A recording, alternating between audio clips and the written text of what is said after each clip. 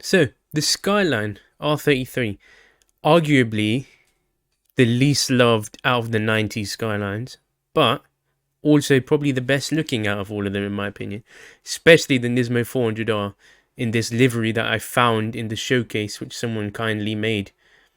This is probably the slowest out of either of the Skylines as well due to its weird power band. Revs to 9500 and peak power is at 7000 RPM, so I think it's a bit strange. However, let's get into the tune and see what I cobbled together to make it go 270 mile an hour. I figured I'd do something slightly different and show you the tuning shop part so that you can actually have a feel as to what you actually need to buy. I'll only suggest stuff you need to buy. Everything else is completely optional, whether or not you want to use this car for something different. So, like, if you want to use it for track, if you want to use it for drifting, obviously you'd want to buy other parts as well. But I'm only going to show you the top speed parts. So, on sports, you want your stage 1 weight. On club sport, you want your bore up, high lift cam, and your weight stage 2. For the semi-racing section, you want crankshaft, computer. You want your. I bought all turbos, but for this particular tune, you want the high RPM turbo. And your fully customizable diff is in here as well, and your weight reduction.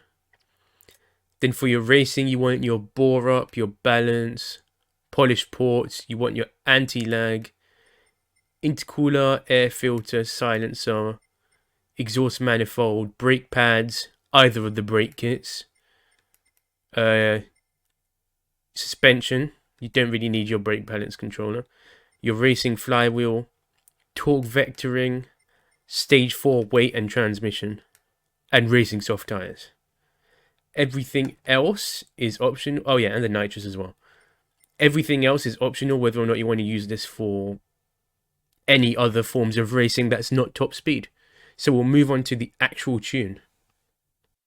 Right, so let's get right into the setup. So racing softs, suspension you want 190, the 90 being the lowest on this car, anti-roll on 8, compression on 40, expansion on 35, natural frequency on 2.1 and 2, negative camber on 0, toe on 0. Diff you want on 60, 60 and 20, front and back.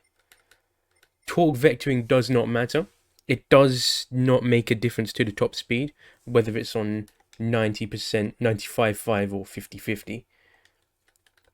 Downforce, you don't want any, as low as possible.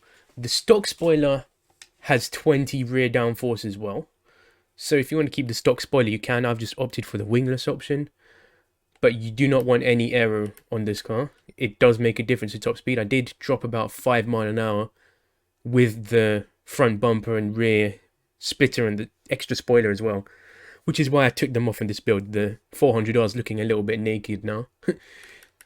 So for the transmission, you want to do another transmission flip. Reset the transmission, top speed to 280, manual adjustment all the way to the right. I don't know if there's a I honestly don't know if there's a quicker way to bring the gears up, even though it's going really slowly. Want to reset the transmission to 280. Then you want to put the following gears. You want to put, I start off with my 5th gear, 0.784.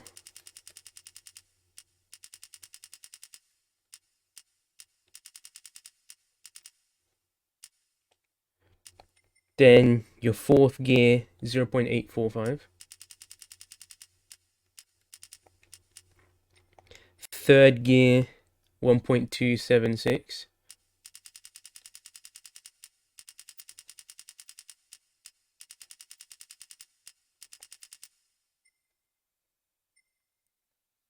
Then you want your 2nd gear to be 2.08.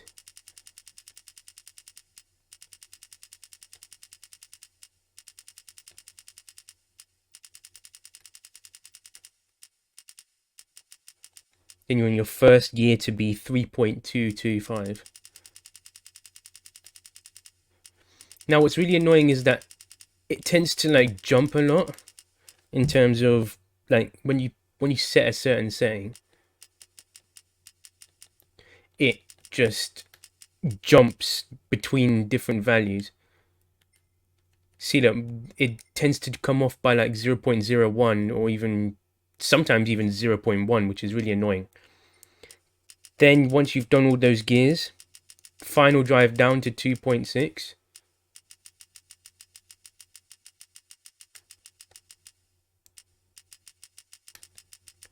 And then that should be your transmission all done. Your fourth gear is going to be your cruising gear without any NOS. And then your fifth gear is going to be your NOS and your drafting gear. So, and you'll be shifting early as well. So you'll be shifting at about 8,000 RPM. So you'll be hovering in between 7 and 8,000 in your cruising gear. So let's get to the track and I'll explain how to drive it in a bit more detail. So with this particular tune, obviously you want to be shifting early as peak power is at 7,700. So you'll want to be shifting at about 7,700 RPM. Fourth gear will be your cruising gear in this case. So you should be hovering around 240 at about 7,300-ish. And then fifth gear is your drafting / NOS gear.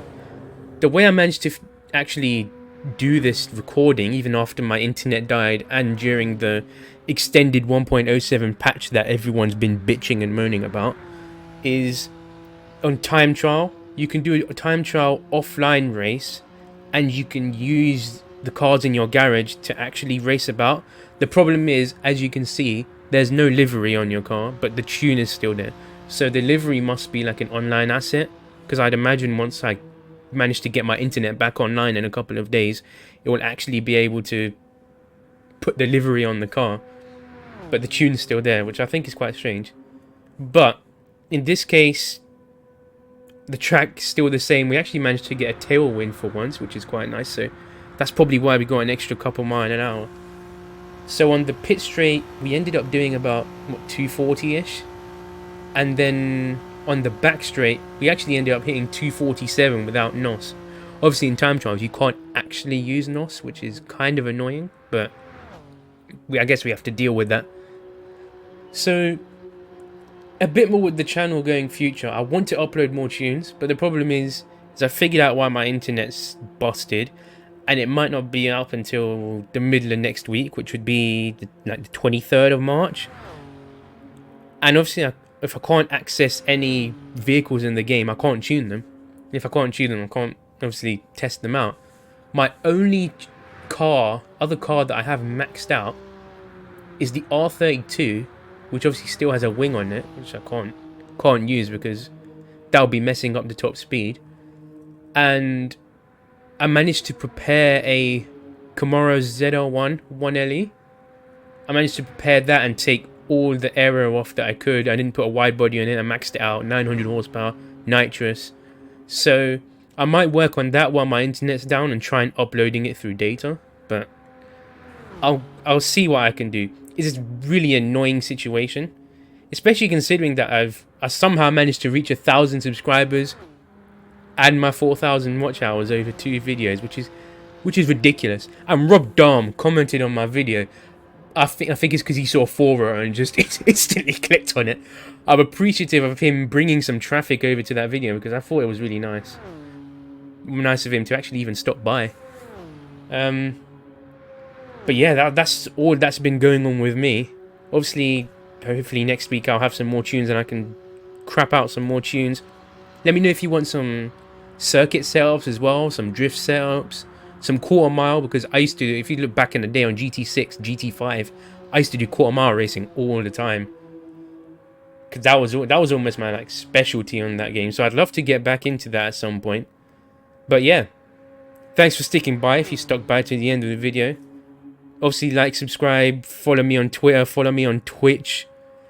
And I hope to see you on the next vid if my internet ever comes back.